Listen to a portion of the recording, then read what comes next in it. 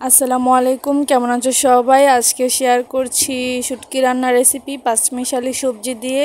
নিত্যদিনের খাবার হিসেবে মাছ মাংসের পাশাপাশি শুটকিও কিন্তু খাবার তালিকার একটি সঙ্গী। এখানে যে সবজিগুলো নিয়েছি চাইলে অন্য বিভিন্ন সবজিও নেওয়া যেতে পারে। এখানে আমি সবগুলো সবজি একই সাইজের করে কেটে নিব।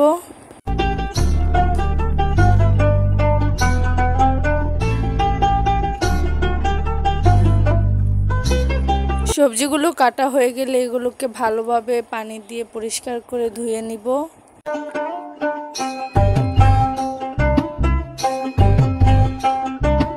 এখানে শুটকিগুলোকেও ছোট ছোট করে কেটে নিব আর পেঁয়াজ ও রসুন কুচি কুচি করে কেটে নিব। তারপর শুটকিগুলোকে একটু ভেজে নেব। শুটকিগুলো ভাজা হয়ে গেলে এটাকে একটি বাটিতে নামিয়ে তারপর শুটকিগুলোকে 3-4 বার ভালোভাবে পরিষ্কার পানি দিয়ে ধুয়ে নিব।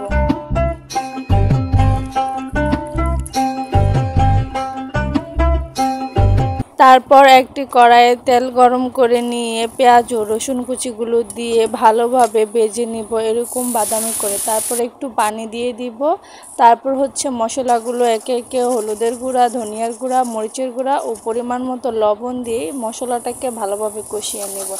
তারপর দিয়ে দিব ভেজে রাখা শুটকিগুলো, একটু ভালোভাবে কষে নেব। তারপর এখানে যে সবজিগুলো কেটে রেখেছিলাম সেগুলো দিয়ে দিব, দিয়ে 3-4 মিনিটের মতো ভালোভাবে কষিয়ে নিতে হবে।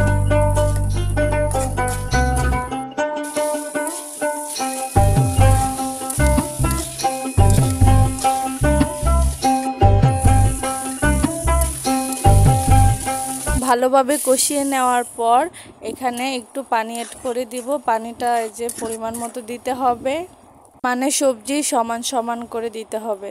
তারপর কেটে রাখা পুঁই শাকের পাতাগুলো দিয়ে ভালোভাবে নেড়ে চেড়ে ঢাকনা দিয়ে ঢেকে দিব।